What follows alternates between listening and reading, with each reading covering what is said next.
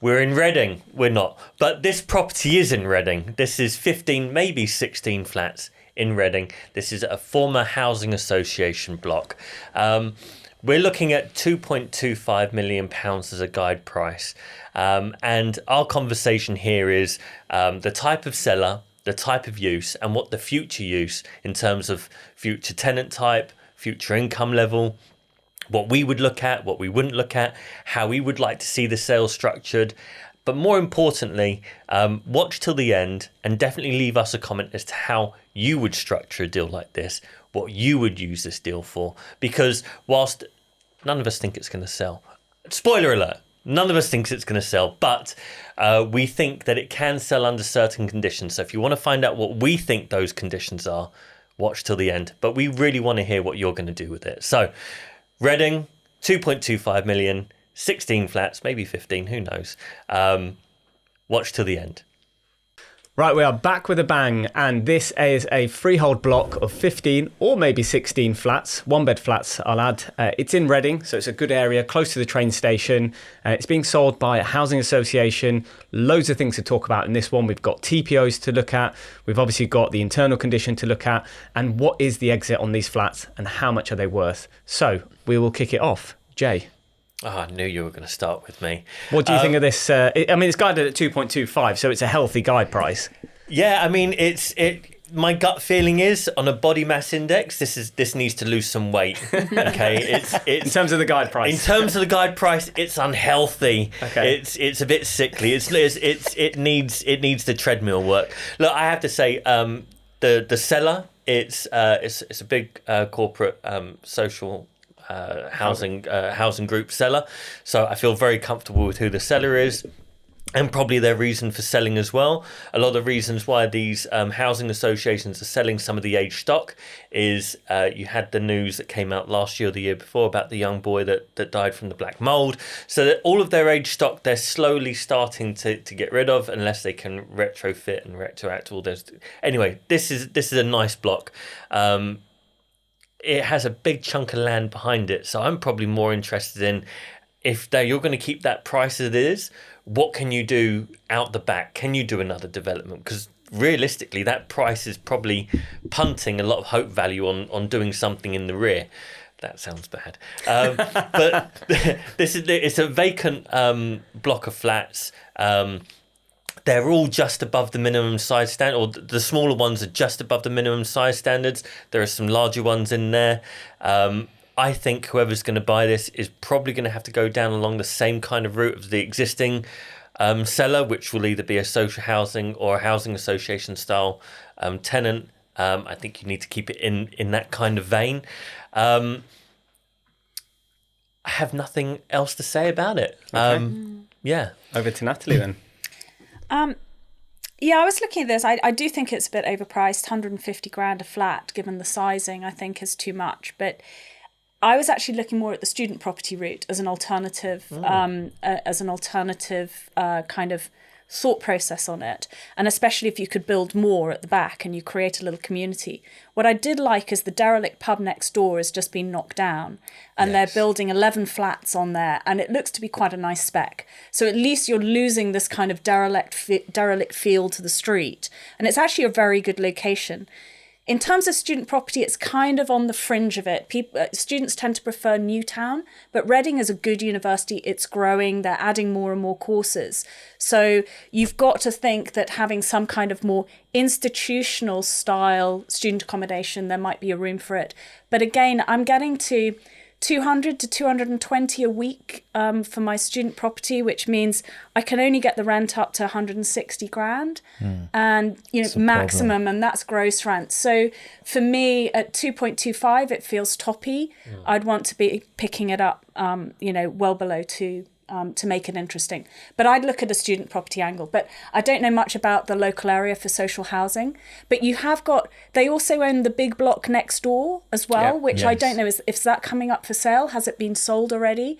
Because you'd kind of think you'd want to do the same thing with both. You don't want to do and that's 36 flats, I think, next door, isn't it? It's much bigger. It's like double the size. So I think Reading is quite a fun kind of place, and there's a lot of housing association stock.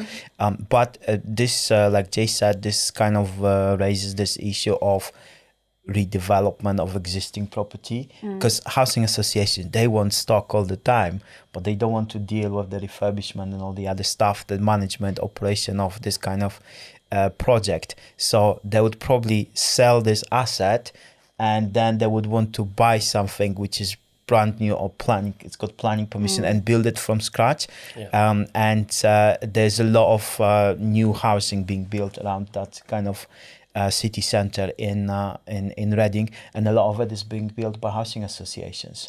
So but I think them dealing with something like this is problematic. We actually did a deal with someone from the Auction Buyers Club. She bought a very similar property, much smaller, in Reading as well, and it was owned by housing association, and that housing association was so useless with dealing with this asset, it was left vacant for 5 years, and there was actual other charity wanting to get this on a lease for so long, but the housing association was just useless with managing everything, so they decided to sell it.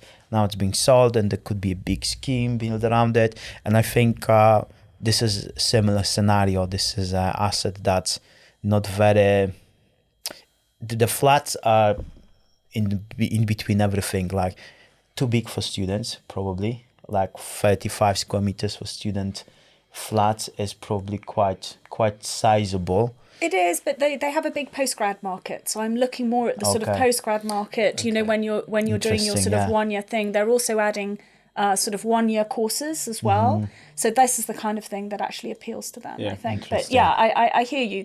Some of them are quite big. Because this is almost like a low spec build to rent style product, right? So I feel like if you're going to try and go in there and increase the spec, you don't have enough head height. I mean, forget about the 2.25 million guide price, but even if you paid, I mean, I think really it's probably worth about 1.5, it's about 100k a flat. That's what I would pay for it. I think the value of the land at the back is negligible, because unless you're going to be able to get a big block of flat, no one really wants to live at the back of flats. So you're not going to be able to get houses or anything like that on it.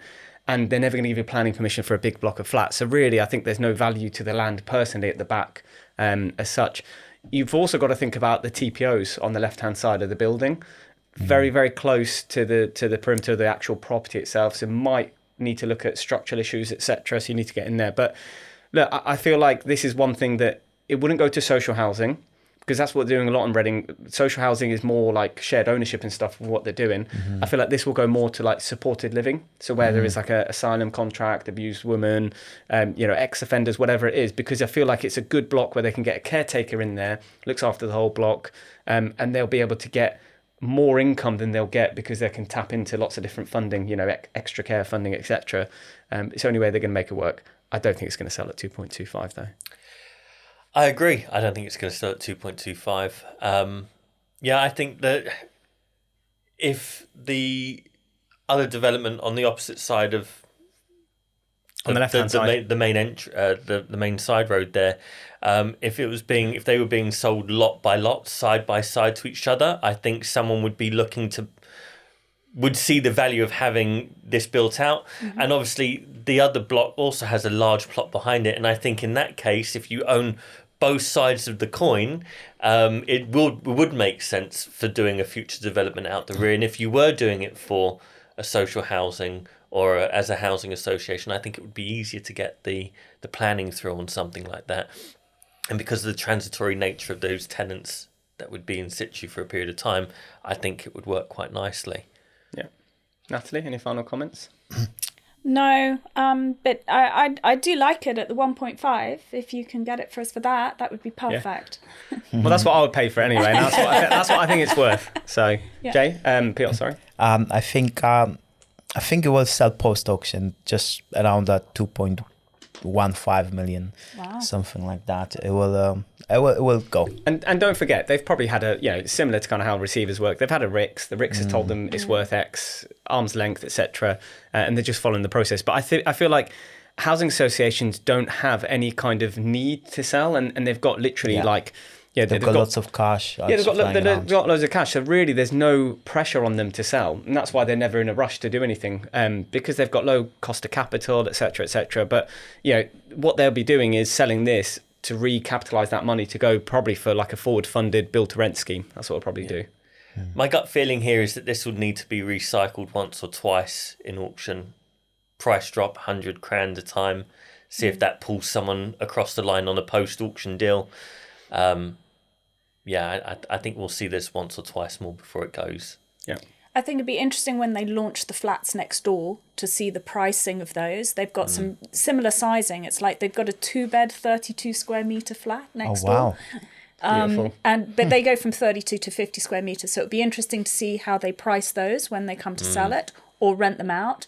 And that will give you... I mean, to be fair, there's no flat less than 34 square metres in this block, which is actually quite a decent size. It's just internally, it's never configured to be something that's going to ever be sort of title split and sold off. It really has always been configured to be one big block for a low spec style housing. So...